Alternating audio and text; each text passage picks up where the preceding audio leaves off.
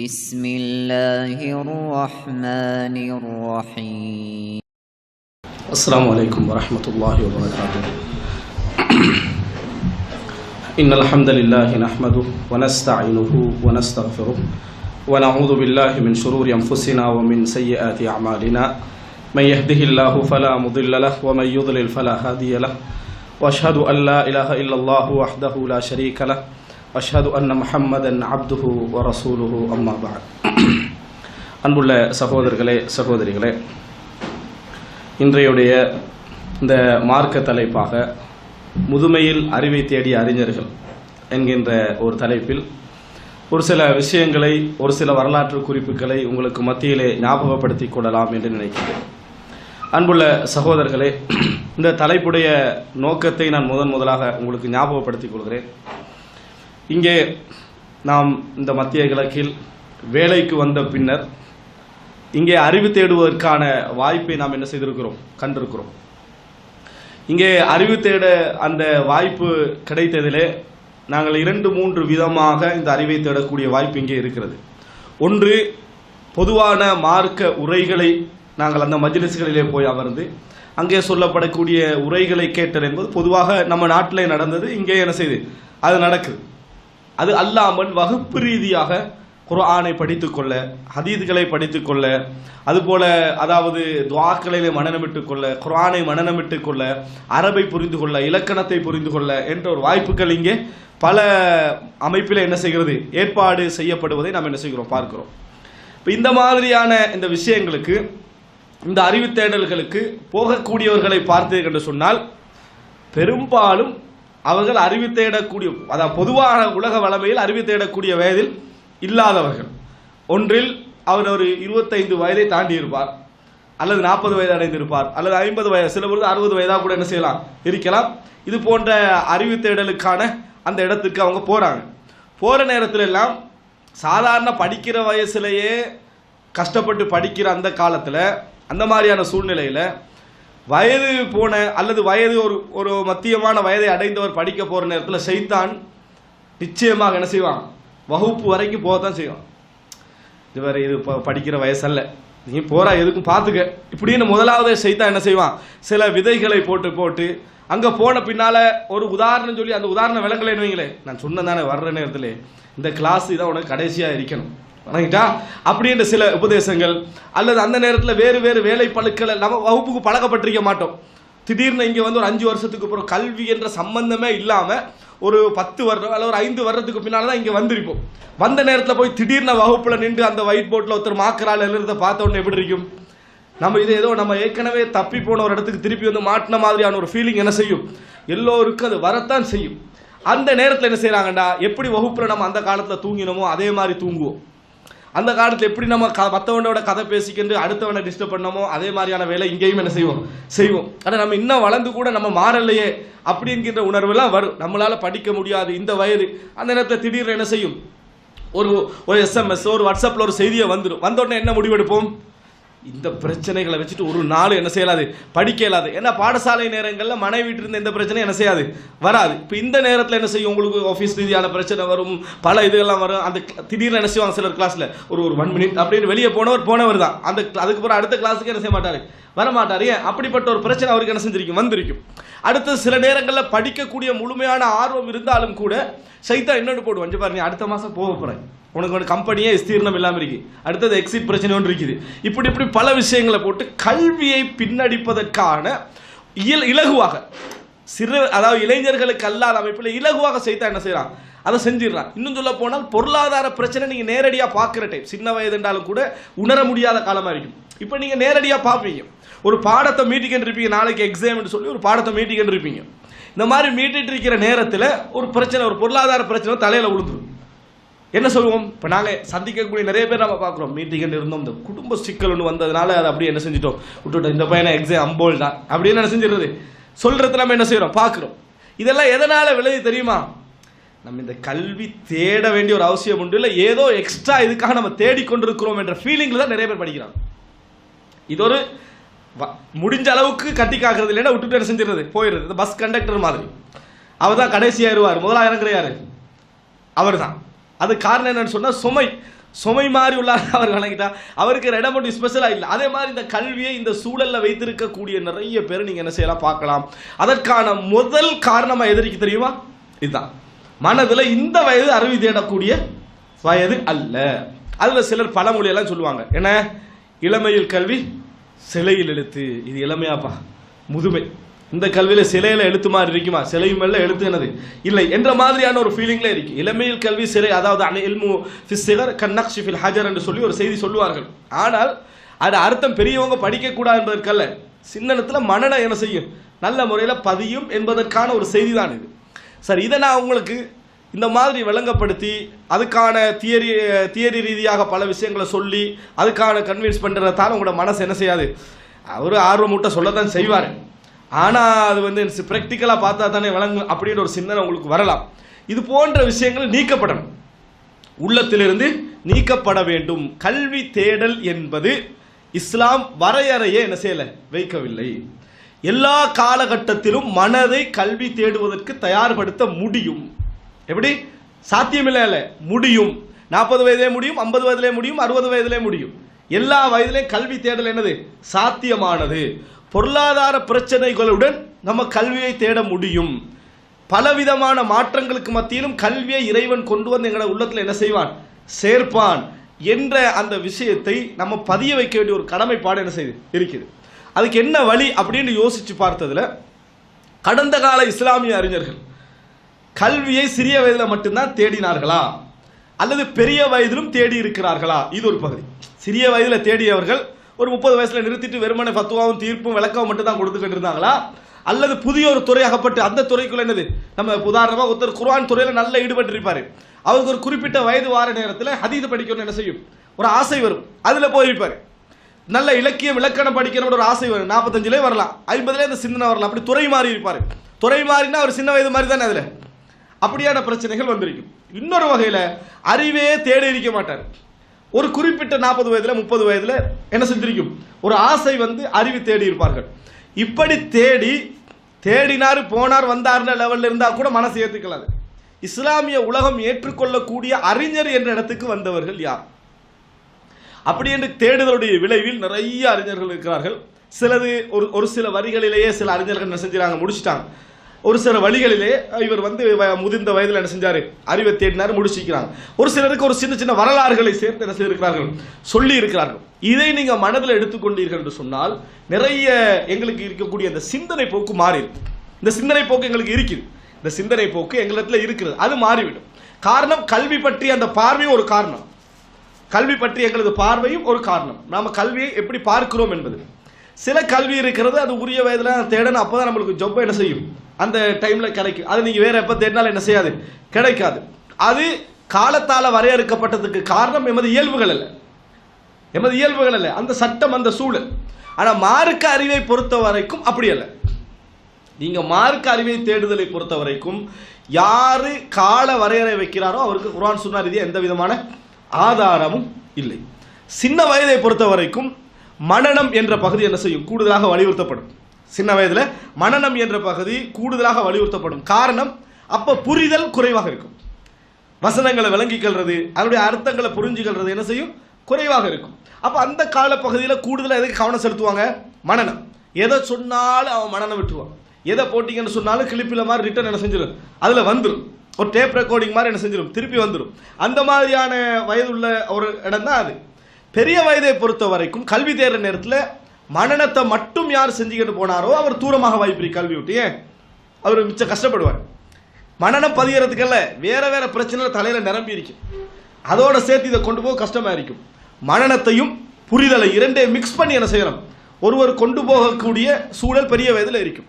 ஆனால் அதற்காக வேண்டி, அதாவது ஒரு அறிஞர் சொல்கிறார், எப்படின்னு சொன்னால், சிறிய வயதில் யார் நல்ல மனநம் விட்டுட்டு பின்னர் அதில் கவனம் எடுக்காமல் விட்டு விடுகிறாரோ அது மனநம் விடாததுக்கு சமம். 20 வயதில் என்ன மனநம் விட்டுன்னு ஞாபகமே இருக்காது.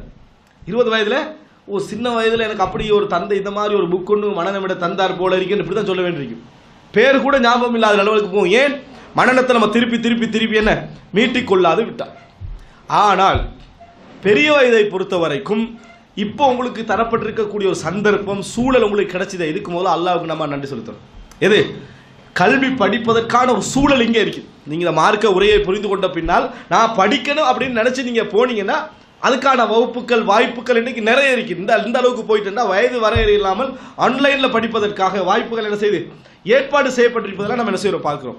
இருந்தும் சைத்தான் எங்களுக்கு பெரிய ஒரு ஆயுதம் வச்சு கட்டிக்கிறான். அதெல்லாம் யாருக்கு தெரியுமா? 25 வயதில் உள்ளவர்களுக்கு. உனக்கு படிக்க முடியாது, நீ அந்த பக்கத்துக்கே போகாத, நீ அந்த பக்கத்துக்கே போக முடியாது. ஆனால் யார் இதில் பிராக்டிக்கலாக இறங்கினார்களோ இந்த முயற்சியில் அவர்கள் அனுபவபூர்வமாக படிக்க முடியும் என்றதை காண்றாங்க. முடியும். வேகம் என்றது எங்களை கையில தான் இருக்குது. நாம் இதை என்ன செய்யலாம்? வேகப்படுத்த முடியும் என்கின்ற உணர்வை அவர்கள் காண முடிவதை நாம் என்ன செய்கிறோம் பார்க்கிறோம். அன்புள்ள சகோதரர்களே, முதலாவது நீங்கள் நினைத்து பாருங்கள். அதாவது எங்களுக்கு பெரிய முன்மாதிரி இந்த கல்வி தேடல யாரு? முதலாவது ரசூலுல்லாஹி ஸல்லல்லாஹு அலைஹி வஸல்லம். ரசூலுல்லாஹி ஸல்லல்லாஹு அலைஹி வஸல்லம் அவர்களுக்கு மனனமிட ரசூல் ஸல்லல்லாஹு அலைஹி வஸல்லம் ஆரம்பித்த வயது 40 வயது.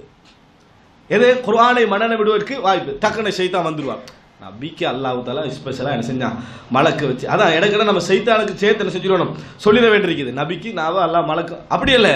மனித முயற்சி இல்லாமல் எதையும் அல்லாஹ் தஆலா என்ன செய்யலை? கொண்டு வந்து சேர்க்கல. ரசூல் ஸல்லல்லாஹு அவசரப்பட்டார்கள். அல்லாஹ் தஆலா என்ன செஞ்சு? அவசரப்பட வேண்டாம், நாம் அதை என்ன செய்வோம்? சேர்ப்போம் என்று அல்லாஹ் தஆலா குர்ஆனில் சொல்றான். அப்போ ரசூலுல்லாஹி ஸல்லல்லாஹு அலைஹி வஸல்லம் மனித முயற்சியில் தான் மனனம் விட்டாருக்கு என்ன ஆதாரம்? ஒவ்வொரு வருடம் யார் வந்து மீட்டுவார்? ஜிப்ரீல் அலைஹிஸ்ஸலாம் வந்து அதுவரைக்கும் இறக்கப்பட்ட வசனங்களை மீட்டி கொடுப்பாங்க. 23 வருட காலமாக அதை என்ன செஞ்சிருக்குது? ரசூல் ஸல்லல்லாஹு அலைஹி வஸல்லம் வாழ்க்கையில் நடந்திருக்குது. முழு குர்ஆனும் 23 வருட காலமாக இறங்கிய அளவுக்கு மீட்டப்பட்டிருக்குது. இத்தனைக்கும் ரசூலுல்லாஹி ஸல்லல்லாஹு அலைஹி வஸல்லம் எது முடியாது? எழுத முடியாது. ஒரு வசனம் பந்திகளை என்ன செய்ய முடியாது? வாசிக்க முடியாதவர் முழு குர்ஆனை என்ன செஞ்சாரு? மனனம் விட்டது நம்ம என்ன செய்கிறோம் பார்க்கிறோம். மனனம் விட்டது மட்டுமல்ல, இன்னும் பல செய்திகளை அவர் என்ன செஞ்சாரு? புரிஞ்சு கண்டாரு, மனனம் விட்டாரு, விளங்கினார் என்ற பகுதியை நம்ம என்ன செய்கிறோம் பார்க்கிறோம். எனவே அன்புள்ள சகோதரிகளே, முதல் அம்சம் எங்களுக்கு பெரிய முன்மாதிரியாக இருக்க வேண்டியவர் யாரு? ரசூலுல்லாஹி ஸல்லல்லாஹு அலைஹி வஸல்லம் அவர்கள். அல்லாஹு தஆலா எங்களது ஆர்வத்தின் மூலம் தான் எனக்கு கல்வியை கொண்டு வந்து என்ன செய்வான்? சேர்ப்பான். எங்களது ஆர்வம் எவ்வளவு? அல்லாஹு தஆலா அறிவை தேடுற துஆவை ரசூலுல்லாஹ்களுக்கு எத்தனை வயசுல சொல்றாங்க? குர் ரப்பி ஸித்னி இல்மா. நபியே சொல்லுங்கள், எனக்கு அறிவை அதிகப்படுத்து என்று சொல்லுங்கள். ரசூல் ஸல்லல்லாஹு அடிக்கடி என்ன துஆ கேட்பாங்க? அல்லாஹும்ம இன்னி அஸ்அலுக இல்மன் நாஃபிஆ. அதாவது அல்லாஹும்ம இன்னி அஊது பிக மின் இல்மின் லா யன்ஃபா. அந்த ஆரம்ப நான் சொன்ன துஆ பலகீனமானது. அதாவது அல்லாஹும்ம இன்னி அஊது பிக மின் இல்மின் லா யன்ஃபா. பிரயோசனம் தராத எந்த அறிவிலிருந்து நான் உன்னத்தில் என்ன செய்கிறேன்? பாதுகாவல் தேடுகிறேன் ரசூல் ஸல்லல்லாஹு சொன்னாங்க. அப்ப இல்மி என்றதை ரசூல் ஸல்லல்லாஹு அலைஹி வஸல்லம் அவர்கள் 40 வயதிலேயே அது பாதுகாப்பு தேடுறாங்க, நல்ல அறிவை கேட்கிறாங்கன்றது பெரிய ஒரு முன்மாதிரி எங்களுக்கு. ரசூல் ஸல்லல்லாஹு அலைஹி வஸல்லம் இதுக்கு ரசூலுல்லாஹ்களுக்கு முன்னால நீங்க போனீங்கன்னு சொன்னால் மூசா அலைஹிஸ்ஸலாம். மூசா தான் என்ன கேட்டார்? ஒரு மனிதர் அது ஃபித்னா ஏற்படுத்துக்கிட்டே சிலர் கேள்வி கேட்பாங்க. அதில் ஒருத்தர் மூசா சொல்லிட்டு வர என்ன செய்யறாரு? உங்களை விட படித்த ஒருத்தர் இருக்கிறாரா இந்த உலகத்தில்? இந்த கேள்வி யார்கிட்ட என்ன செய்யக்கூடாது? கேட்கக்கூடாது. உங்களை விட படித்தவர் வைக்கிறாரா? மூசா என்ன போய் சொன்னாரு? லா அலமு அஹதன் ஃபில் அர்தி அலம மின்னி. இந்த உலகத்தில் என்னை விட படித்தவர் யாருமே இல்லைன்னு நான் நினைக்கிறேன்றாங்க. ஏன்னா அவர் என்ன நினைச்சுப்பார்? மூசா அலைஹிஸ்ஸலாம் அல்லாஹ்விடம் எனக்கு வகி வருது. எனவே அந்த கல்வியை பற்றி மூசா அலைஹிஸ்ஸலாம் நினைச்சது சொன்னது அவருடைய அளவில் என்னது? நியாயமானது. ஒரு நபியின் அடிப்படையில் அது நியாயமானது. இப்போ இந்த இடத்துல என்ன நீங்க புரிஞ்சுக்கணும்னு சொன்னால், இந்த மாதிரி அல்லாஹு தஆலா அதுக்கு பின்னால மூசா அலைஹிஸ்ஸலாத்தை படிக்க அனுப்புறான். யார்கிட்ட அனுப்புறா? எப்படி அனுப்புறா? கேள்வி கேட்கக்கூடாது. என்ன நடந்தாலும் கேள்வி கேட்கக்கூடாதுன்னு கல்வி தேடுவதற்கு அனுப்புறதை பார்க்கிறோம். இப்போ மூசா அலைஹிஸ்ஸலாம் அவர் விளக்கம் உள்ளவர். சின்ன வயது ஒரு ஆள்கிட்ட வந்து நீங்க கேள்வி கேட்க வேண்டாம்னா என்ன செஞ்சிருவாரு? ஏற்றுக்கொண்டுவார். அவரால் கேள்வி கேட்காம இருக்கணுமா? இவர் செய்யற ஒவ்வொரு வேலைக்கும் கேள்வி கேட்டார். கடைசியில் அந்த ஸ்கூல்ல இருந்து விளக்கப்பட்டாச்சு. என்ன 3 கேள்வியோட மூசா அலைஹிஸ்ஸலாத்துக்கு கல்வி அங்கே என்ன செஞ்சது? தடைப்பட்டது இடத்துல நம்ம என்ன செய்யறோம் பார்க்கிறோம். நீங்க புரிந்து கொள்ள வேண்டிய விஷயம், கல்வி தேடியதற்கு நிறைய உதாரணங்கள் நீங்க என்ன செய்யலாம்? நிறைய பார்க்கலாம். கல்வி தேடியதற்கு நிறைய உதாரணங்கள் நம்ம வரலாற்றில் பார்க்கலாம், நபிமார்களுடைய வரலாற்றில். எனவே முதுமையோ எங்களோட வயதையோ நம்ம இலக்காக வச்சு எங்களுக்கு தேட முடியாது என்ற தேவையில்லாத அந்த விஷயங்களை நம்ம எங்களோட உள்ளத்தில் வளர்த்து கொள்ள வேண்டிய அவசியம் இல்லை. கவனம் தான், ஒரு மனிதனுடைய கவனம் தான் ஒன்று என்ன செய்யும்? அந்த கூடுதலாக அதன் பக்கம் ஆர்வத்தை ஏற்படுத்தும். சஹாபாக்கள்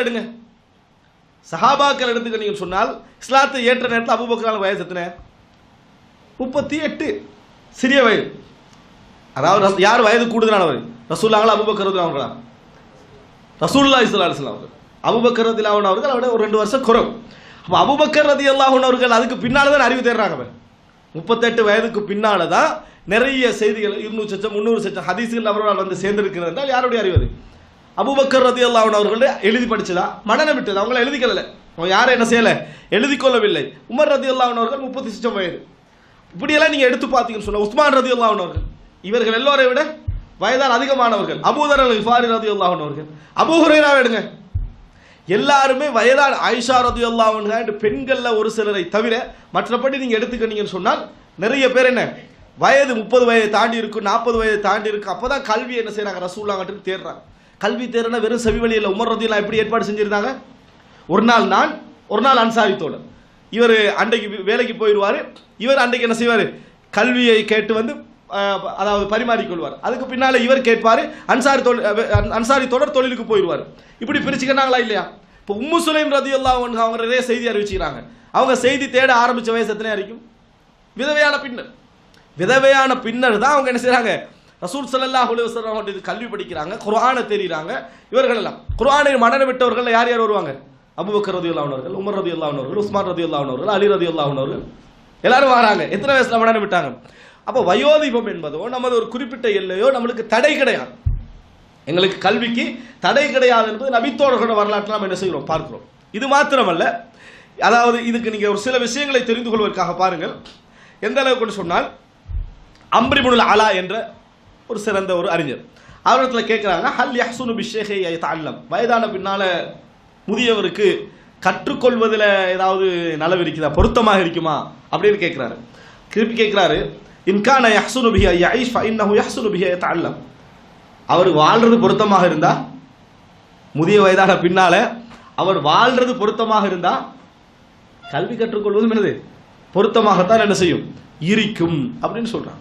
ஒருத்தர் கேட்கிறாரு, எனக்கு 70 அல்லது 80 வயது, இது நவீன காலத்தோடு நடந்த ஒரு செய்தி, ஏன்னா எனக்கு வந்து பிஹெச்டி முடிக்கணும்னு ஆசையா இருக்குது அப்படின்னு சொல்றாரு அவர். அப்போ என்ன செய்ய எனக்கு, ஆனால் இந்த வயதில் நான் எப்படி நம்ம இதை முடிக்கிறது அப்படின்னு நான் யோசிச்சேன்றார். சரி, நீங்கள் வந்து பிஹெச்டி முடிக்க எத்தனை வருஷம் ஆகும், 4 வருஷம் ஆகும். முடிக்காம அப்போயே 4 வருஷம் தான், 84 வயதில் பிஹெச்டி முடிக்கலான்றாரு. அப்போ நீங்கள் முடிக்காம இருந்தால் எத்தனை வயசாகிடும் அந்த நேரத்தில், 84. இப்போ முடிச்சுட்டு 84 ஆகட்டுமே, எப்படியோ 84 ஆகத்தானே போகுது உங்களுக்கு, நீங்கள் 84லேருந்து ஓட போகிறது இல்லை. அப்போ முடிச்சுட்டு என்ன செய்யட்டும், 84 ஆகட்டும். என்னன்னு சொன்னால், காரணம் இல்லாமலே கல்வி என்ன செய்யறது, நாங்கள் தடைப்பட்டு வயசு இந்த காலத்தில் நம்மளுக்கு சரி வருமா அப்படின்றது, எப்படியோ நம்ம 84 தான் போகிறோம். முயற்சி எடுத்துட்டாவது 84 என்ன செய்யட்டும் ஆகட்டும் என்ற நினைவு இல்லை. எப்படி சைத்தான் செஞ்சிடறான்னு சொன்னா வேஸ்ட் ஆக்குவதற்கான. இப்போ நீ வந்து என்ன பார்க்கணும், தினசரி பத்திரிகைகள், ஊரில் உள்ள பலாய்கள், இதுகள் தான் உனக்கு என்னது பொருத்தமானது அப்படி என்கின்ற மாதிரியான சிந்தனை போக்களை சைத்தான் என்ன செஞ்சிடறான், ஏற்பாடு செய்வது நம்ம என்ன செய்யறோம் பார்ப்போம். இந்த கேள்விக்கு பாருங்க, அம்ர் இப்னு அலாட்ட கேட்ட டைம்ல இன்கான யஹ்சுனு யஈஷ் ஃபஇன்னஹு யஹ்சுனு பிஹி யதஅல்லம், அவர் வந்து வாழ்றது பொருத்தமாக இருந்தால் கற்றுக்கொள்வதில் என்னது எந்த பிரச்சனையும் இல்லை என்று சொன்னதை நம்ம பார்க்கிறோம். இப்னு அகீல் என்று சொல்லக்கூடிய ஒரு பெரிய ஒரு மொழியியல் ரீதியான அறிஞராக இருந்தார். அவர் சொல்றாரு, இன்னி லஅஜிது மின் லஸ்ஸத்தி தலப் அன இப்னு ஸமானின், அறிவு தேடுவதில் எனக்குள்ள இன்பம் 80 வயதிலே நான் உணர்றேன்றார். எனக்கு 80 வயது, இதுலையும் நான் உணர்கிறேன். அஷத்த மிம்மா அஜிதுவான இப்னு அர்பஈன், 40ல இருந்ததை விட எனக்கு இப்போ அறிவு டேஸ்ட் ஆகிக்கின்றார். 40ல தேடினே அதை விட எனக்கு இப்போ 80 வயது, எனக்கு அறிவு தேடுவது இன்னும் என்ன செய்யுது, இன்பமாக இருக்கிறது அப்படின்னு சொல்றது நம்ம என்ன செய்கிறோம் பார்க்கிறோம். எனவே நம்ம ஏன்ற அளவுக்கு இந்த அறிவு விஷயத்தில் இந்த தேவையில்லாத தடைகளை உண்டாக்கக்கூடாது. நிச்சயமாக எமது இயல்புகள் எங்களுக்கு பிரச்சனையாக அமையும், சந்தேகம் கிடையாது. ஆனால் இயல்புகள் என்பதற்காக நம்ம வாழ்க்கையில் எதுவும் வாழாமல் இருக்கலையே, அதாவது போராடிக்கிட்டு தானே இருக்கிறோம். அதே போல கல்விக்கு ஒரு சின்ன ஒரு போராட்டம், முடிந்த அளவுக்கான என்னது ஒரு போராட்டம். அல்லாஹ் தாலா எந்த இடத்துல எங்களுக்கு அருள் செய்யறோம் அந்த இடத்துல நம்ம என்ன செய்வோம், எழுந்துருவோம். இது நம்ம புரிந்து கொள்ள வேண்டிய ஒரு விஷயம். இப்போ அன்புள்ள சகோதரர்களே, இப்போ ஒரு சில செய்திகளை நீங்க பாருங்க. அதாவது இமாம், அதாவது நான் விரிவான சில விஷயங்களை சொல்வதற்கு முன்னால, இமாம் தஹபி சியர் அலாமி நுபலா என்று சொல்லக்கூடிய அறிஞர்களுடைய வரலாறு நூல், 20 பாகம் உள்ள பெரிய ஒரு நூல் அது. அந்த நூலில் ஒரு சில இடத்துல அவர் சொல்லுவார். உதாரணமாக அஸ்பஹ் இப்னுல் ஃபரஜ் என்ற ஒரு அறிஞரை பற்றி அவர் குறிப்பு போடுறாரு. முஃப்தி உத்தியார் அல் மிஸ்ரியா ஃபீ ஸமனி, அவருடைய காலத்தில் மிஸ்ருடைய மார்க்க தீர்ப்பு வழங்கக்கூடிய அறிஞராக இருந்தார். அப்போ அவர் வந்து 2ஆம் நூற்றாண்டை சேர்ந்த அறிஞர். அவருக்கு கீழே அவர் என்ன நோட் பண்றாருன்னா, தலபல் இல்ம வஹுவ ஷாபுன் கபீர், அறிவு தேடுற நேரத்தில் இவர் 30 வயதை தாண்டி இருந்தார். அறிவை தேட ஆரம்பிக்கிற நேரத்தில் ஷாபுன் கபீர்னா அதாவது கஹல், 30 வயதை தாண்டிட்டாரு. அந்த வயதில் என்ன செஞ்சாரு இவர் இருந்தார். அப்பதான் அறிவை தேட என்ன செஞ்சாரு ஆரம்பிச்சாரு. முடிவேங்க அந்த எகிப்துடைய மார்க்க தீர்ப்பு வழங்கக்கூடிய அறிஞராக மாறினார் அப்படின்னு கீழே என்ன செய்யறாரு ஒரு குறிப்பு இமாம் தஹபி அவர்கள் போடுகிறார்கள். அதுபோல காதியுல் குதாத் என்று சொல்லி ஹாரிஸ் இப்னு மிஸ்கின் 2ஆம் நூற்றாண்டை சேர்ந்த ஒரு அறிஞர், ஹாரிஸ் இப்னு மிஸ்கின் என்று சொல்லக்கூடிய ஒரு அறிஞர். காதியுல் குலாத்துன்னு பேர் சொல்லக்கூடாது. காதியுல் குலாத்துனா நீதிபதிக்கெல்லாம் நீதிபதியாக இருந்தார், அவ்வளவு நீட்டாக தீர்ப்பு வழங்கக்கூடியவராக இருந்தார்னு சொல்லி அவரை பற்றி கீழே குறிப்பு போகிற நேரத்தில் இமாம் தஹாபி சொல்கிறாரு, இன்னமா தலபல் இல்ம அலா கிபர், வயதாயின பின்னால் தான் அறிவை என்ன செஞ்சார் இவர் தேடினார். வயதான பின்னால் தான் சில நேரங்களில் சில மனிதருக்கு சின்ன வயசில் வறுமை கஷ்டங்கள் இருந்து இந்த எழுத்து வாசிப்பெல்லாம் கிடைச்சிருக்கும். மற்றபடி வாழ்க்கை ஒரு 40 வருஷம் 45 வருஷம் வேறு பகுதியிலே போயிட்டு அப்புறம் அவர் என்ன செஞ்சிருவார், ஃப்ரீயாக அவருக்கு ஒரு சூழல் என்ன செய்யும் அமையும். அப்போ படிக்கணும்னு நினைப்பாரு, அப்போ சைத்தான் வந்து இந்த வயசில் படிச்சு என்ன பிரயோசனம்னு சொல்லி அப்படி நினைக்காம படிச்சா ஒரு இடத்த என்ன செய்யறாரு அடைவதற்கு இந்த இமாம் தஹாபியுடைய இந்த சின்ன குறிப்புகளை நம்ம என்ன செய்யறோம் நிறைய இடங்கள்ல சொல்றாரு. நான் அதை தொகுத்து சொன்னா இந்த இடத்துல அது பொருத்தம் இல்லாமல் இருக்கும் என்பதற்காக நான் சுருக்கமாக சொல்லிட்டு நிறைய இடங்கள்ல இன்னமா தலபல் இல்ம அலா கிபரி, அவர் வந்து பெரிதான பின்னால தான் என்ன செஞ்சாரு, அவர் வந்து அறிவை தேடினார். நிறைய அறிஞர்களுக்கு என்ன செய்யறாரு குறிப்பு போடுறதை பார்க்கிறோம். அன்புள்ள சகோதரர்களே, ஒரு அறிஞர் 2ஆம் நூற்றாண்டை சேர்ந்த அறிஞர், 1வது நூற்றாண்டில் பிறந்தவர், ஹிஜ்ரி 80களில் பிறந்தவர். இவர் ஒரு பிஸ்னஸ் மேனாக இருந்தார். இவன் நான் கொஞ்சம் ஒரு சின்ன சின்ன சுருக்க செய்திகளோடு சொல்றேன். மனதில் எங்களுக்கு அதை பார்த்து என்ன செய்யணும், இப்படியெல்லாம் அவங்க அறிவு தேடிக்கிறாங்க மாஷா அல்லா அன்ட்டு அப்படி போயிடாம நாங்களும் கொஞ்சம் என்னது அதுலேருந்து கொஞ்சம் இஸ்திபாத பிரயோசனம் பெறக்கூடிய மாதிரி ஒரு அறிஞர் என்ன செய்ய ஒரு பெரிய ஒரு பிஸ்னஸ் மேனாக இருந்தார். அவருடைய அசல் வந்து பாரசீகம், அவருடைய ஃபேமிலியில் நல்ல பிஸ்னஸ் மேனாக இருந்தார். அடிக்கடி மார்க்கெட்டுக்கு போவார் வருவார், சாதாரண அறிவு அவர்கிட்ட இருந்தது. மார்க்கெட்டுக்கு போவார் வருவார், பிஸ்னஸ் பண்ணுவார், அதை செய்வார். 26 வருடத்தில் இவரை பார்க்கக்கூடிய ஒரு அறிஞர் அவரை கூப்பிடுறார். ஷாபி என்று சொல்லக்கூடிய ஒரு இமாம் அழைச்சி கேட்குறாரு, எங்கே போறீங்கன்னு கேட்டார். நான் இப்படி தான் என்னது பிஸ்னஸ் பண்ணுறது அப்படின்னு சொல்லி. உலமாக்கள் நான் மிச்சம் கூடுதலாக என்ன செய்கிறது இல்லை, அப்படி படிக்கிறதெல்லாம் இல்லை அப்படின்னு கேட்குறேன். அஹ்தலிஃபில சூ, நான் வந்து மார்க்கெட்டுக்கு போகிற வாரதானே தவிர நான் வந்து என்ன செய்கிறேன் பெரிதாக படிப்பது இல்லை, நான் அந்த மாதிரி உலமாக்கட்டு என்ன செய்வதில்லை, அதிகமாக போவது கிடையாது அப்படின்னு அவர் பதில் சொல்கிறார்.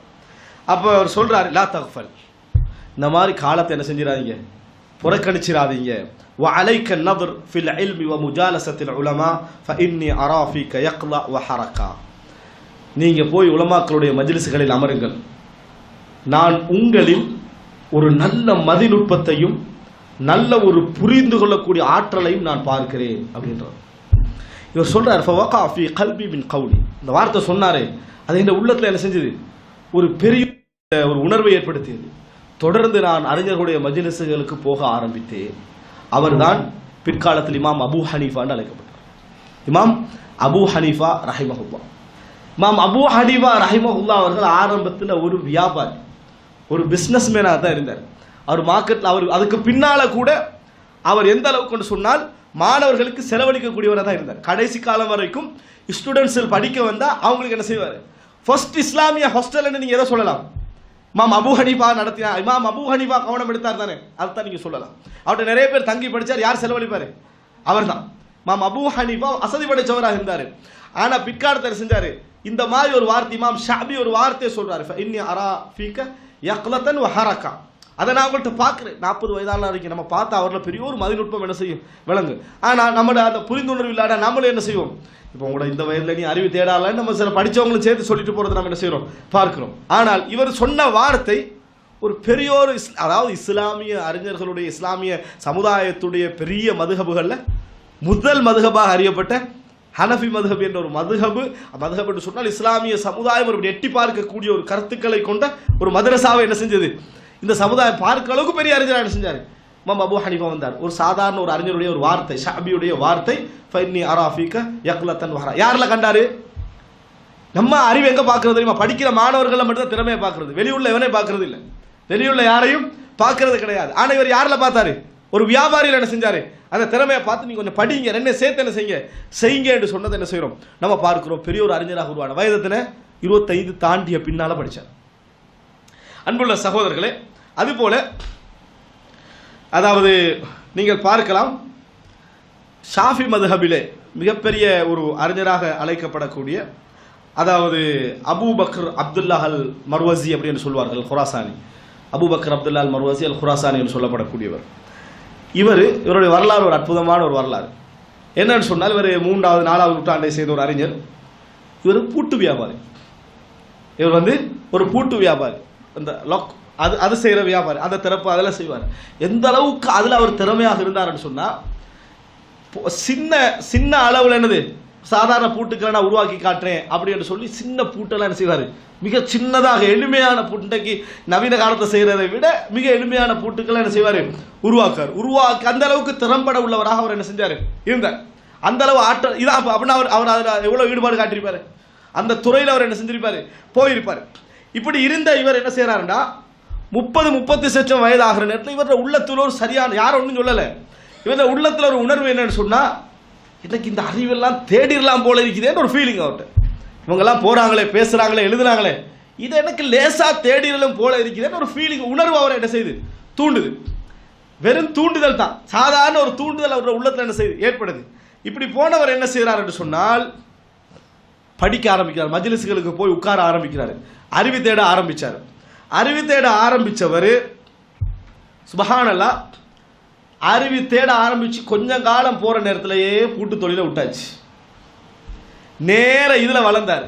வளர்ந்து வளர்ந்து வளர்ந்து போய் எந்த அளவுக்கு இவர் போயிட்டாருன்னு சொன்னால், ஷாஃபி மதுஹபிலே இப்படி விரல் சுட்டி காட்டப்படக்கூடிய மிக முக்கியமான அறிஞர்கள் ஒருவராக என்ன செஞ்சார், பூட்டு வியாபாரி கஃபால். இவருக்கு பிரபல்யமான பேர் என்ன தெரியுமா, கஃபால், குஃபுல்.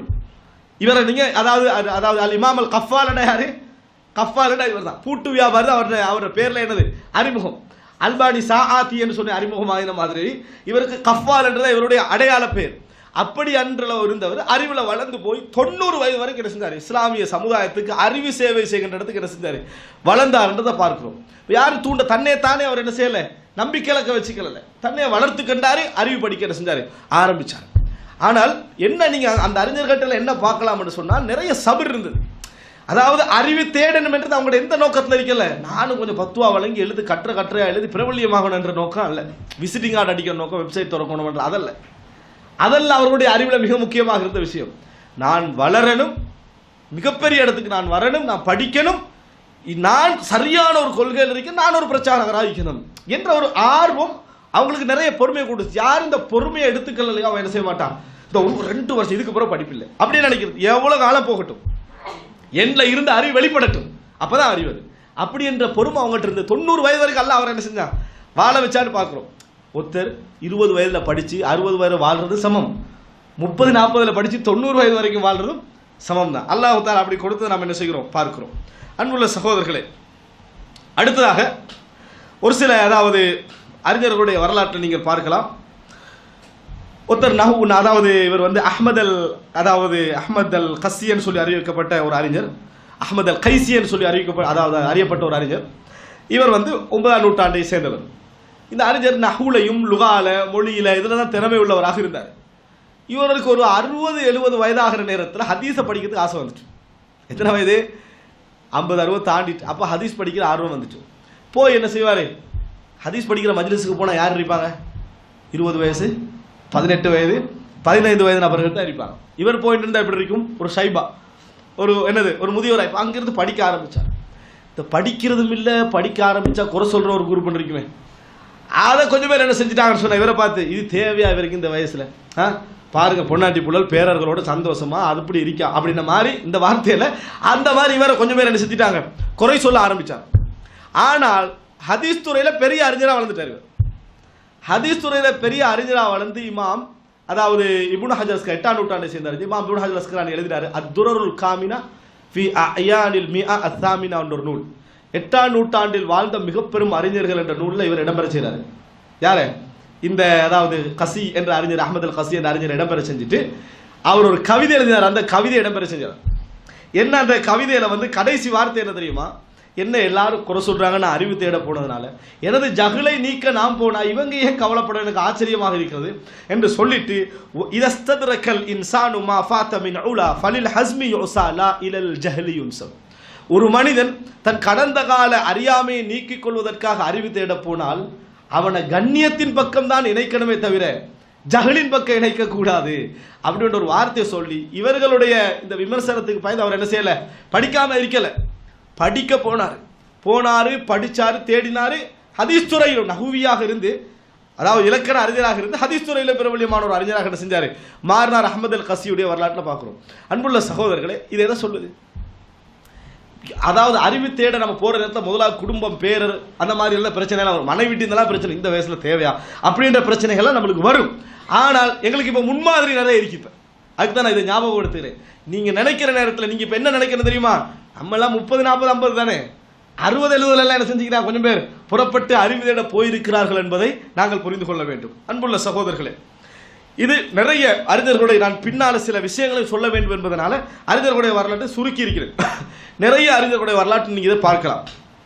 இமாம் இப்னுல் ஜவுசி ரஹிமஹுல்லாஹ் அவர்கள் நம்ம அடிக்கடி பேசக்கூடிய ஒரு அறிஞர். இவர் ஒரு அறிவு கடல். இவருக்கு ஒரு 50-60 வயதுல இவருக்கு ஒரு ஆசை வருது. என்னன்னு சொன்னால் இல்முல் கிராஅத்தை தேடணும். இல்முல் கிராஅத் என்ன? குர்ஆனை இப்படி ஓதலாம், பல வர ஓதலாம், ரசூலுல்லாஹ் ஓதினாங்கன்னு வருதுன்னு இருக்குது. இந்த இல்முல் கிராஅத் ஒரு தனித்துறை. அதை தேடணும் என்ற அறிவு இப்போ ஒரு ஆசை 50-60 வயதுல வருது. தண்ட மகன் யூசுஃபையும், அவனுக்கு ஒரு 10-15 வயது இருக்கும், தானும் சேர்ந்து ஒரே மஜ்லிஸ்ல போய் படிக்கிறார். இருவரும் சேர்ந்து ஒரே மஜ்லிஸ்ல இருந்து அவரே இல்முல் கிராஅத்தை படிக்கிறாரு. இமாம் இப்னுல் ஜௌசி என்ன செய்றாரு? அந்த இல்முல் கிராஅத்தை படிக்கிறார். இப்ப நினைத்து பாருங்கள், தண்ட மகனும் படிக்கிற அதே வகுப்புல படிக்கிற மாதிரி தானே இது. அதே இடத்துல அவர் வெட்கப்படல. அதுக்காக வேண்டி வெட்கப்படவில்லை. இப்படிப்பட்ட ஒரு தந்தை தன் பிள்ளைக்கு நிச்சயமாக சிறந்த ஒரு முன்மாதிரியாக தான் என்ன செய்வார், இருப்பார் இடத்தை பார்க்கிறோம். அப்ப அந்த வயதை அடைந்து அதை 2 வகையில புரிஞ்சுக்கணும். அறிவே தேடாமல் அறிவு தேடியவர்கள், ஒரு துறையிலிருந்து இன்னொரு துறையை எந்த வயது பார்க்காம தேடியவர்கள். இன்றைக்கு உங்களுடைய நிலைமை அதுதான். ஒவ்வொருத்தரும் பொறியியல் துறையில, வைத்திய துறையில, அது போல என்னது பல துறைகளை முன்னேறியவர்கள். ஒரு கணக்கியல் துறையில, ஏதோ ஒரு துறையில முன்னேறியவர்களா இருக்கிறீங்க.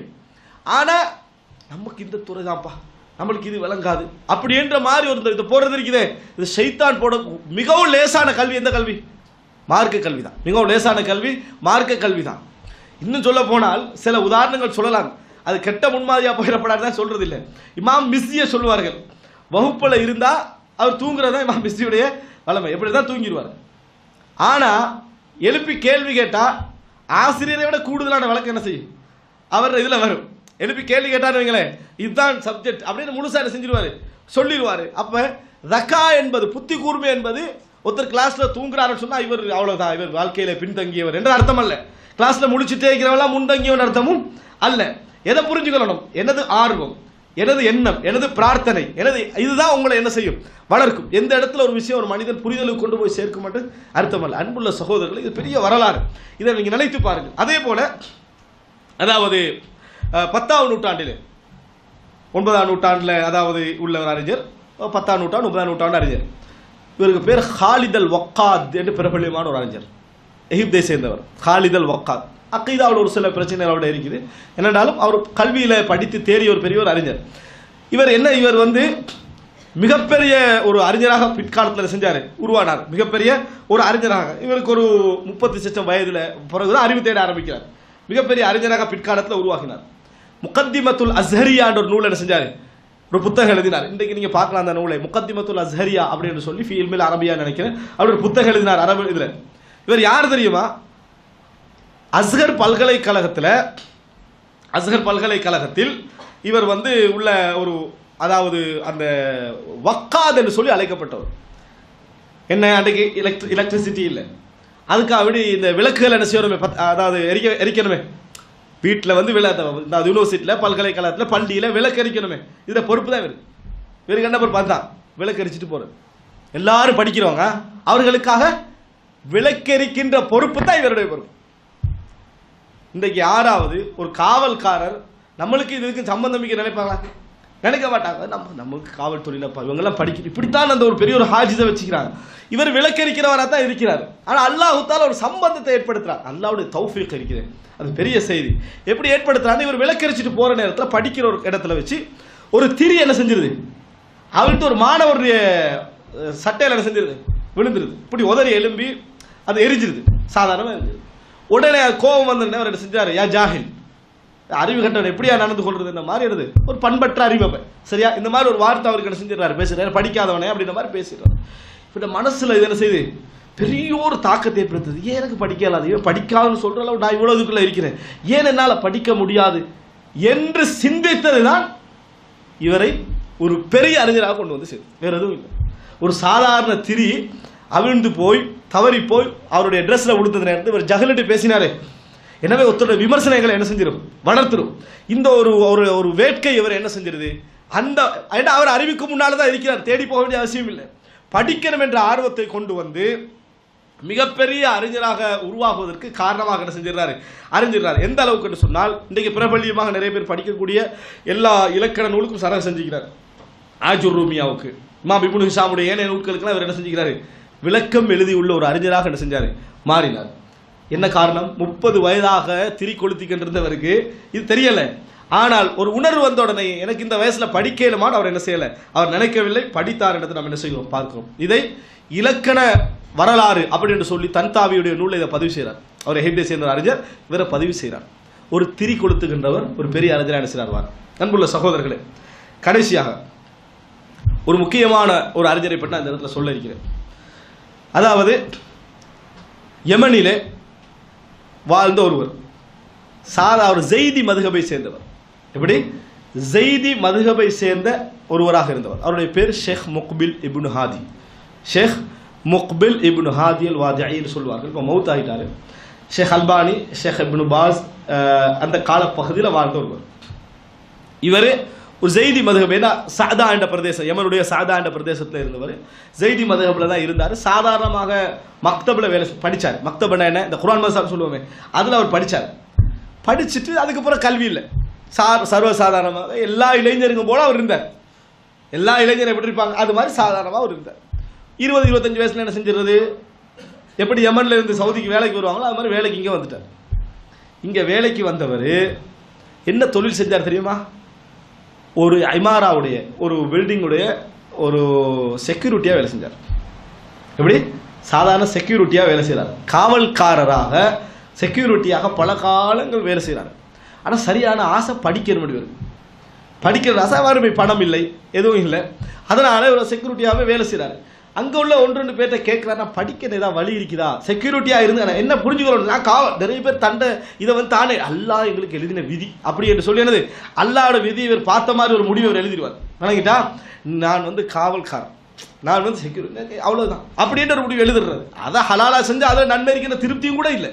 சரியா, இவர் அப்படி இருந்தவர் என்ன படிக்கலாம்னு கேட்கிறார். அப்போ ஒருத்தர் அங்கே உள்ள அவருடைய அறிவு கேட்பேன், நீங்கள் வந்து இந்த புலூகுல் மராம் படிங்க, அதுபோல் ஃபத்துல் மஜீத் படிங்க, இப்படி சின்ன சின்ன அரபு புத்தகங்களை சொல்கிறார். ஃபத்துல் மஜீதை படிக்கிறார். முதலாக படித்த புத்தகம் எது, ஃபத்துல் மஜீத். படித்து அக்கீதாவை படிச்சுட்டு அவர் வெக்கேஷன் டைம் எங்கே போகிறாரு, யமனுக்கு போகிறார். போனால் இது இந்த ஷிர்க், இது கூடாது, இது ஹராம், இது பிழை இப்படி சொல்லி. ஆனால் என்ன மதுஹப், ஜெய்தி மதுஹப். அங்கே போய் அதெல்லாம் சொல்கிறாரு. அப்போ அந்த ஷியாக்களுக்கெல்லாம் குழப்பறது என்ன, இவர் சவுதிக்கு போய் மாறி வந்துட்டாரு அப்படின்ட்டு கடுமையாக எச்சரிக்கப்பட்டு ஒரு வேலை அங்கேருந்து வேலையில் நிறுத்தி அங்கே என்ன செய்கிறாங்க, அங்கேயே ஒரு ஷியாவுடைய ஒரு ஒரு அது ஒரு பள்ளி வாயிலில் படிப்பிக்க வைக்கிறாங்க. இவர் அங்கே பார்க்குறாரு, இந்த கல்வி நம்ம படிக்கக்கூடாது, சரி வராது அப்படின்னு சொல்லி நஹு படிக்கிறாங்க. இது வேற எதுவும் படிக்கிறது இல்லை, நிறைய என்ன கத்துர்னதா மற்ற கல்வியையே படிக்கிறார். படிச்சுட்டு இருந்த நேரத்தில் ஷியா அறிஞர்களே அங்கே சொல்கிறாங்க, இவன் திருந்த மாட்டான், இவன் இந்த கொள்கையில் தான் நிச்சயமாக என்ன செய்வான், இருப்பான்லாம் சொல்கிறான். அப்படி இருந்தவருக்கு கடைசியில் பார்த்து போட்டு மறுபடியும் என்ன செய்கிறாரு, சவுதி அரேபியாவுக்கு வந்துடுறார். இங்கே சவுதி அரேபியாவுக்கு வராரு. சவுதி அரேபியாவுக்கு எதுக்கு வராரு, அதுவும் தொழில் தான். என்ன தொழில் இல்லை, கிடைச்சா வேலை செய்வார். எங்கேயாவது மஜ்லிஸ் கிடைச்சா போய் பள்ளியில் உட்காந்து படிப்பார். தான் எங்கே போக போகிறேன், எப்படிப்பட்டவனா உருவாக போகிறேன், என்ற தொழில் என்ன அதெல்லாம் தெரியாது. அவருக்கு தெரிஞ்சதெல்லாம் நான் படிக்கணும் என்றது தான். அங்கே போயிருந்தார், இங்கே இருந்தார், மஜ்லிஸ்கள் இப்படியே தான் படித்தார். இப்படி இருக்கிற நேரத்தில் மக்காலிருந்து ஒரு அறிவிப்பு, யூனிவர்சிட்டி திறக்க போகிறாங்க, படிப்பு கலாசாலை திறக்கப்பட போகிறாங்க, விரும்பினவர்கள் வந்து இணைந்து கொள்ளலாம். கேட்கலாம், இன்டர்வியூ பண்ணுவோம். இன்டர்வியூ பண்ணப்படுது, இவர் பாஸ் ஆகிடுறார். யாரு, முக்பில் பாஸ் ஆகிடுறாரு. அங்கே பாஸ் ஆகினவர் அதில் இணைகிறார். இணைந்தவர் அப்படியே தொடருது, அவருடைய கல்வி தொடர்ந்து கடைசியாக பல்கலைக்கழக படிப்பு மதீனா யூனிவர்சிட்டிக்கு என்ன செய்கிறாரு. இப்போ எத்தனை வயதில், 30 வயதெல்லாம் தாண்டிய பிறகு தான் இதெல்லாம் நடக்குது. மதீனா யூனிவர்சிட்டிக்கு அவர் எடுபடுகிறார். எடுபட்ட பின்னால் அறிவை சுமந்த வண்ணம் சதா என்ற இடத்துக்கு என்ன செய்கிறாரு, போகிறார். இவருடைய ஒரு சேவை, இவருடைய அந்த வளர்ச்சியுடைய பகுதியை நான் உங்களுக்கு சொல்வதற்கு முன்னால் ஒரு விஷயம் சொல்லுகிறேன். இவர் எந்த அளவுக்கு வளர்ந்தார், ஒரு காவல்காரர், ஒரு சாதாரண தொழிலாளியாக இருந்தவர் எப்படி வளர்ந்தார் அப்படின்றதுக்கு ஒரு உதாரணம் சொல்கிறேன். ஷேக் பின் பாஸ் அவர்களிடத்தில் யமன்லேருந்து ஒருவர் மதீனா யூனிவர்சிட்டிக்கு நான் சேரணும், எனக்கு ஒரு தஸ்கியா தாங்க, பாராட்டி என்னுடைய விஷயத்தை பாராட்டி ஒரு சர்டிஃபிகேட் தாங்கன்னு கேட்குறார். ஷேக் பின் பாஸ் கேட்டார், மின் ஐன் அந்தன்னு கேட்டார், எங்கிருந்து நீங்கள் வாரீங்க அப்படின்னு கேட்டார். நான் யமன்லேருந்து வரேன்னு சொன்னார். இந்தக்கும் ஷேக் முக்பில் ஹாதா ரஜுலுன் அலவு மின்னி வில் ஹதீஸ் இதுஹபிலே, உங்கள்கிட்ட ஷேக் முக்பில் இருக்கிறார், என்னை விட ஹதீஸில் படித்தவர், அவர்கிட்ட போங்க. என்னை விட ஹதீஸில் படித்தவர் அவர்கிட்ட போங்க, அவர்கிட்ட இது ஷஹாதா செய்யுங்க, எடுத்துட்டு வாங்கன்னு ஷேக் பின் பாஸ் அவர்கள் அலமு மின்னி பில் ஹதீஸ் என்று ஷேக் முக்பில் இப்னு ஹாதி அல் வாதி ரஹிமஹுல்லாஹ் அவர்களை சொல்கிற அளவுக்கு அவருடைய வளர்ச்சி இருந்தது என்றால், இவ்வளவு பேர் இருக்க இஹ்லாஸ் தான் அவர் என்ன செஞ்சது, கொண்டு வந்து சேர்த்தது. ஒரு செய்தி மதுஹபில் உள்ளவர் அல்லாஹ் தஆலா அப்படி செலக்ட் பண்ணிட்டு கொண்டு வரான்னு என்ன நினைக்கிறீங்க? பல்கலைக்கழகங்கள், யூனிவர்சிட்டிகள், பெரும் பெரும் அறிஞர்களிடத்தில் கால் மடித்து படித்தவர்கள், உலமாக்கள் எல்லாம் இருக்க அல்லாஹ் தஆலா ஒருத்தரை எடுத்துட்டு வாரான்னா என்ன காரணம் நினைக்கிறீங்க? வேற ஏதோ கொள்கையில் இருந்தவர். இஹ்லாஸும் எங்களது அந்த ஆர்வமும், நம்ம என்ன செய்கிறோம், மற்றவங்க என்ன செய்கிறாங்கன்றத நான் என்ன செய்கிறேன், சரியா செய்கிறேன் நான் என்கின்ற ஆர்வம் தான் ஷேக் முக்பில் அங்கே கொண்டு வந்து சேர்த்தது. எந்த அளவுக்கு என்று சொன்னால், இவர் இங்கே இருந்த நேரத்தில் ஷேக் அல்பானிட்ட படித்தார். ஷேக் அல்பானி அப்போ ஆசிரியராக இருந்தார். ஷேக் அல்பானிட்ட ஷேக் முக்பில் அவர்கள் என்ன செய்தார்கள், படித்தார்கள் என்றதெல்லாம் நம்ம என்ன செய்கிறோம் பார்க்கிறோம். இதில் ஒரு மிக முக்கியமான செய்தி என்னன்னு சொன்னால், ஷேக் அல்பானி சொல்லுவார், கான இந்தனா தாலிபு இல்மின் முக்பில் இஸ்முஹு முக்பில், முக்பில் என்று சொல்லக்கூடிய ஒருவர் எங்கிட்ட ஒரு மாணவராக இருந்தார். வல் ஆன் சார அஷேக் முக்பில் என்றார். இப்போ அவர் என்னது, அஷேக் முக்பில் என்ற இடத்துக்கு வந்தாருன்னு சொல்லி. சுபஹானல்லாஹ். இவருடைய போராட்டத்துக்கு மத்தியில் யமன்ல சாதால தம்மாஜ் என்ற இடம் உருவாச்சு. தம்மாஜ், ஷியாக்களுடைய கோட்டையில் தம்மாஜ் என்று உருவாச்சு. பல ஆயிரக்கணக்கான மாணவர்கள் குடும்பம் சகிதமாக UK, America, German, Ilangai, India, Pakistan, Saudi Arabia, Qatar, Kuwait, Bahrain என்று பல இடங்கள்ல இது வந்து குடும்பமாக வந்து படித்தாங்க. பொதுவாக அவர் அறிவித்தார், யாரும் என்கிட்ட வந்து படிக்கலாம், அவரவர்களுடைய செலவுக்கு அவரவர்கள் பொறுப்பு, நான் இந்த இடத்துல அவரவர்கள் தொழில் செஞ்சு படிக்கணும் என்று ஒரு பெரும் கிராமம் உருவாயிச்சு. தம்மாஜர் பல ஆயிரக்கணக்கானவர்கள் உருவாகினார்கள். இன்றைக்கு பெரும் பெரும் அறிஞர்களை உருவாக்கிய ஒரு இடமாக மாறிச்சு. மதரசா இல்லை, ஆனால் ஒரு கிராமம், ஒரு இஸ்லாமிய இதை நடைமுறைப்படுத்த ஒரு கிராமமாக உருவாயிச்சு. அன்புள்ள சகோதரர்களே, இப்படி பெரிய அறிஞராக இருந்த ஒரு பெரிய இடத்துக்கு வந்து மரணிச்சிட்டார் ஷேக் முக்பில். அதுக்கு பின்னால் அந்த இடத்துக்கு யஹ்யா பின் அலி அல் ஹஜூரி என்ற ஒருத்தர் வந்தார். அவர் இப்போ சவுதி அரேபியாவில் இருக்கிறார். ஆனால் இந்த யமனுடைய இந்த புரட்சியுடைய நேரத்தில் ஷியாக்கள் இலக்கு வச்ச மிக முக்கியமான இடம் அது ஹூசியன்கள். எதை இலக்கு வச்சாங்க? தம்மாஜ். ஏன்னா ஷிமால் வடக்கு யாரோட கையில் இருக்குது? ஹூசியன்களோட கையில் தான் இருக்குது. இதை நீக்கணும். ஜனூபை பொறுத்த வரைக்கும் பரவாயில்ல, ஆனால் வலதில் இந்த வடக்கில் உள்ள இதை நீக்கணும் என்பதற்காக தொடர்ந்து அவர்களை முற்றுகையிட்டு என்னது குண்டு மழை பொழிஞ்சாங்க. பல உலமாக்கள் ஷஹீதானார்கள், கொல்லப்பட்டார்கள். நிறைய மாணவர்கள் நாங்கள் தொடர்ந்து போராடுவோம் என்று சொன்னார்கள். ஆனால் இப்படியே போனால் என்ன நடக்கும்? இதில் ஒரு வெற்றி கண்டாலும் கூட ஒரு பெரிய ஒரு திருப்தியும் நீங்கள் வரப்போறதுல ஆட்சி நம்மளல்ல. இந்த மாதிரி இருக்கிற நேரத்தில் ஷேக் யஹ்யா பின் அலி அல் ஹஜூரி அறிவிச்சாரு, நாங்கள் தம்மாஜை விட்டு என்ன செய்கிறோம், போகிறோம். தம்மாஜை விட்டு நம்ம போகிறோம் என்று சொல்லி 400 லட்சம் மாணவர்களோட அரசாங்கத்தோட பாதுகாப்போடு அங்கிருந்து என்ன செஞ்சாங்க, வெளியேறி இன்றைக்கு தம்மாஜ் முடிஞ்சுது. தம்மாஜ் என்னது முடிஞ்சுது. ஆனால் அல்லாஹு தஆலா அவர்களுடைய அறிஞர்களை உலகம் பூராக என்ன செஞ்சுக்கிறான், கொண்டு போய் சேர்த்திருக்கிறான். எல்லா மனிதர்கள்ட்ட தவறுகள் இருக்கிறது, அவர்களிடத்துல மார்க்க தீர்ப்புகளில் தவறுகள் உண்டு, அதில் மாற்று கருத்து இல்லை. ஆனாலும் யாருடைய விதை அது? ஒரு காவல்காரருடைய விதை அது, ஒரு செக்யூரிட்டியுடைய ஒரு விதை என்பதை நம்ம என்ன செய்யணும், புரிந்து கொள்ள வேண்டும். அன்புள்ள சகோதரர்களே, அப்ப நினைத்து பாருங்கள், ஒரு ஹாரிஸ் ஒரு பெரிய ஒரு முஹத்திதாக, ஒரு மார்க்க அறிஞராக எந்த அளவுக்குன்னு சொன்னால் 4 அறிஞர்கள் ஒரே காலத்தில் பேசப்பட்டார். 4 அறிஞர்கள், ஷேக் இப்னு பாஸ், ஷேக் இப்னு உஸைமின், ஷேக் அல்பானி, ஷேக் முக்பில்.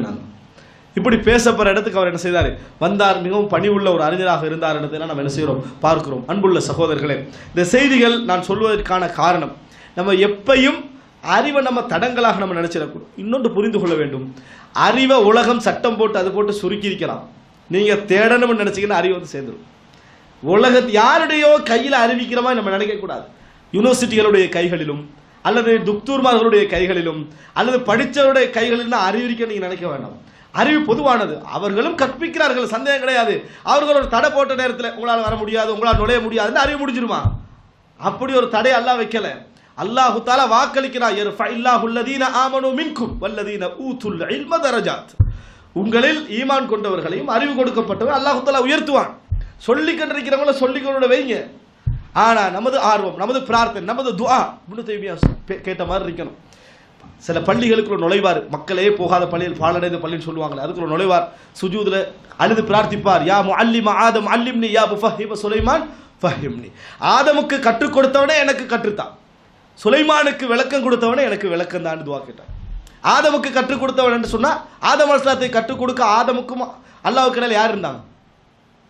யாரும் இல்லை. சுலைமான் அலைஹிஸ்ஸலாத்துக்கு விளக்கம் கொடுக்கிறது யார் இருந்தாங்க? அல்லாஹ் தவிர யாரும் இல்லை. அந்த மாதிரி எனக்கு கல்வியை தான், அந்த மாதிரி எனக்கு கல்வியை தாண்டி துவா கேட்டாங்க. நாங்கள் காட்டக்கூடிய அந்த ஈமான், இஹ்லாஸ், ஆர்வம் எங்களை ஒரு அறிவில் கொண்டு வந்து சேர்க்கும். ஷைத்தான் வந்து எங்களுக்கு ஒவ்வொரு இடத்துல ஹபில் ஒரு வலைகளை விரித்து கொண்டே இருப்பான். எனவே அறிவு தேடுகின்ற அந்த விஷயத்தில் நம்ம வரையறைகளை வைத்துக் கொள்ளாமல், எங்களால் முடியாதென்று போலியாக நம்ம சாட்டு சொல்லிக் கொள்ளாமல், நம்ம எப்படி உலக விஷயங்களில் வந்து நம்மளுக்கு கிடைச்சா நம்ம படிக்க தயாராக இருக்கிறோமோ அதே போல் மார்க்க விஷயங்களிலும் எங்களால் முடியும் அப்படின்றத புரிஞ்சு கொள்ளணும். இன்னும் சொல்ல போனால் அரபோடு பிணைக்கப்பட்ட ஒரு மார்க்கம் தான் நம்ம இருக்கக்கூடிய மார்க்கம். ஒரு மொழியோட தூரமாக உள்ள ஒரு மார்க்கம் அல்ல. அப்படிப்பட்ட ஒரு மார்க்கத்தில் நம்ம அரபு மொழி கேட்காம வளரவே இல்லை, அரபு மொழி பார்க்காம நம்ம வளரலை. அப்படி இருக்கக்கூடிய சூழலை நம்ம சில முன்மாதிரிகளை பார்க்கிறோம். நபியிலிருந்து அப்படித்தான் என்ன செய்கிறோம், நம்ம முன்மாதிரிகளை பார்க்கிறோம். இவ்வளவு அறிஞர்களுடைய வரலாற்றை நம்ம பார்க்கிறோம். அவர்கள் எல்லாம் தலபுல் இல்ம ஃபில் கிபர், பெரிய வயதான நேரத்தில் அறிவை செஞ்சிருக்கிறார்கள், தேடி இருக்கிறார்கள் என்ற ஒரு ஆர்வத்தை நமக்குள் வரவைத்து நாம் சிறந்த முறையில் அறிவை தேடி பயன்பெறக்கூடிய மக்களாக அல்லாஹ் ரப்புல் ஆலமீன் எம் அனைவரையும் ஆக்கியல் புரிவானாக. ஹாதா மா இந்தி வல் இல்மு இந்தல்லாஹ் வ அகூலு கௌலி ஹாதா வ அஸ்தக்ஃபிருல்லாஹ லி வ லக்கும்.